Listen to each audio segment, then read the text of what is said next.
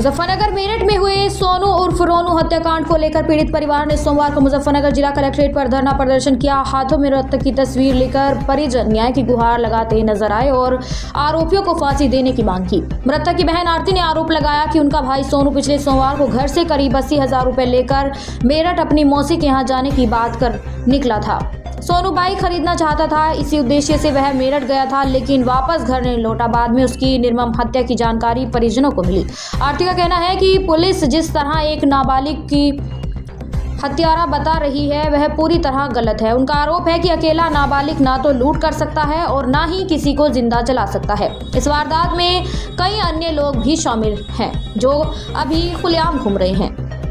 पीड़ित परिवार के समर्थन में सामाजिक न्याय पार्टी के राष्ट्रीय अध्यक्ष देवेंद्र कश्यप भी धरने में पहुंचे। उन्होंने मृतक के परिजनों को 50 लाख रुपए मुआवजा, एक सरकारी नौकरी और हत्यारों को फांसी देने की मांग की। परिजनों के अनुसार सोनू गाजियाबाद के मुरादनगर में तंदूर की भट्टी पर काम करता था। 15 दिन काम करने के बाद वह घर लौटा था। घर में बीमार मां, एक भाई और एक बहन है जिनकी पूरी जिम्मेदारी सोनू पर ही थी। मृतक की बहन आरती कश्यप ने बताया कि सोनू रविवार रात करीब 12 बजे घर पहुंचा था। सोमवार सुबह उसने बताया कि वह मौसी के यहाँ जाएगा और बाइक खरीदेगा। रास्ते में सालवा गांव में कुछ युवकों के साथ वह रुका, जहां उन्होंने उसके पास मौजूद पैसे देख लिए। आरोप है कि बाद में उन्हीं लोगों ने उसे घुमाते हुए अखारपुर गांव के जंगल में ले जाकर डीजल डालकर जिंदा जला दिया। परिजनों का कहना है कि पुलिस मामले में लीपापोती कर रही है, ना तो सही आरोपियों की पहचान हो रही है और ना ही यह बताया जा रहा है कि सोनू के पैसे बरामद हुए या नहीं। परिवार ने निष्पक्ष जाँच और सभी आरोपियों की गिरफ्तारी और कड़ी सजा की मांग की है। आरती कश्यप। आरती कहाँ के रहने वाले हो? मुजफ्फरनगर पुराने आबकारी किला मोहल्ला। आपके भाई का क्या नाम है? सोनू उर्फ रोनू। क्या घटना हुई रात में, कहाँ पे वो गया था, किसी का था? वो घर से काम पे से आया था 15 दिन का काम करके। कहाँ से? मोदी नगर के आसपास, मुरादनगर काम पे गया हुआ था 15 दिन से। अपने सारे पैसे इकट्ठे करके आया, कुछ और पहला पेमेंट भी रुका हुआ था। मेरे से बोला, इतवार की रात को आया था वो करीबन 12 बजे के करीब। सोमवार को सुबह उठा, नहाया धोया, मेरे से बोला बहन मैं मौसी के जाऊंगा और मैंने अपने सारे पैसे ले लिए हैं और मैं बाइक खरीदूंगा और जो कुछ कम पड़े तो मैं मौसी से ले लूंगा। वो यहाँ से बता रहा था कि मैं 80,000 के करीब मेरे पास इकट्ठे हो गए हैं पैसे, और उनमें से मुझे उसने 3,000 रुपये दिए कि तू घर का राशन ले आइयो।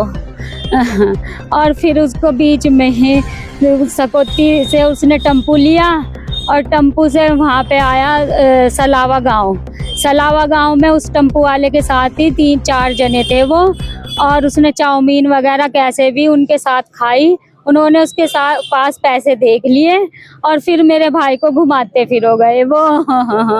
और मौसी के नहीं उतारा, उसको आगे लेके चले गए आखापुर गांव में और जंगल में जाके उसके साथ ये दुर्घटना करी। मेरे भाई को वहां पे ले जाके जिंदा जला दिया उन्होंने।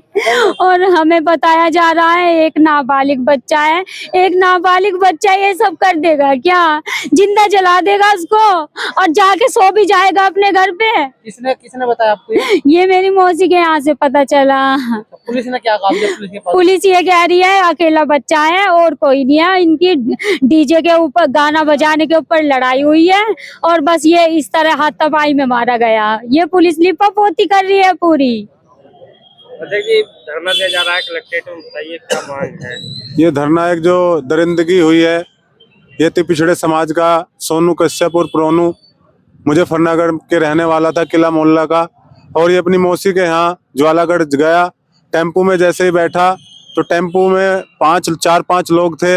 उन्होंने इसको इधर उधर घुमाते हुए, इसके पास कुछ पैसे भी थे, उन पैसों को छीनने के प्रयास में इसके साथ मारपीट की और मारपीट करने के बाद इसको जिंदा जला दिया गया।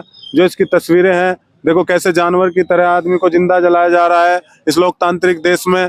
और अगर एक हमारे भाई को बांग्लादेश में जिंदा जला दिया जाता है तो यहाँ के हिंदू संगठन सड़कों पर आ जाते हैं। यहाँ के हिंदू संगठन नारेबाजी करते हुए पुतले जलाते हैं और 5 तारीख से इस भाई को जलाया गया है। कोई कार्रवाई नहीं की जा रही है। मात्र FIR के नाम पे भी एक मुकदमा जो लिखा गया वो नाम दर्ज नहीं था और एक को पकड़कर केवल नाबालिग को बैठा लिया गया और बाकी जो 4 हैं इसमें जलाते हुए आ रहे हैं किसी को अभी तक नहीं पकड़ा गया। पुलिस कह रही है कि बस एक ही था। तो उनको बचाने का काम कातिलों को हो रहा है और किसके सारे पर हो रहा है, हम ये भी जानना चाहते हैं। आज डीएम साहब के माध्यम से हम लोग यहाँ आए हैं और मुख्यमंत्री को एक मांग पत्र दे रहे हैं कि ये जो संरक्षण चल रहा है ये किसके संरक्षण चल रहा है, दोषियों को बचाने का। हमारा योगी जी का बुलडोजर स्टार्ट हो जाता था, वो आज कहाँ खड़ा हुआ है। अभी दलित की बेटी के साथ 4 दिन पहले हुआ, वो तब भी स्टार्ट नहीं हुआ। आज ये पिछड़े के बेटे के साथ हुआ, अभी भी स्टार्ट नहीं हुआ। ये दलित पिछड़ों और आदिवासियों के साथ ही जब से भारतीय जनता पार्टी की सरकार बनी, ये जो मनुवादी सोच की सरकार है, क्यों इनको जलाया जा रहा है। आज भी इंसान को अगर ऐसे जलाया जाएगा तो देश में लोकतंत्र किस चीज का है। जो बाबा साहब अम्बेडकर और देश के शहीदों ने सपना देखा था, वो सपना कहाँ गया। तो हम लोग आज बड़े दुखी है। उनका परिवार बिल्कुल गरीब परिवार है, उनकी बहन बीमार है, उनकी माँ बीमार है, घर में अकेला था कमाने वाला, वो भी चला गया। तो ये अब इसको परिवार को कौन चलाएगा। हम सरकार से मांग करते हैं इसकी सीबीआई जांच हो और दोषी सारे अंदर हो और जिसने इनको संरक्षण दिया है, बचाया है, उसको भी सजा मिले, उस पर भी मुकदमा दर्ज हो और पुलिस वाले जिन्होंने इस केस को दबाया है उनको भी सस्पेंड किया जाए और टर्मिनेट किया जाए और 50 लाख की इस परिवार को आर्थिक मदद की जाए जिससे अपना जीवन गुजारे और एक परिवार के व्यक्ति को सरकारी नौकरी सरकार दे। इसी मांग को लेकर आज डीएम साहब को हम ज्ञापन देने आए हैं।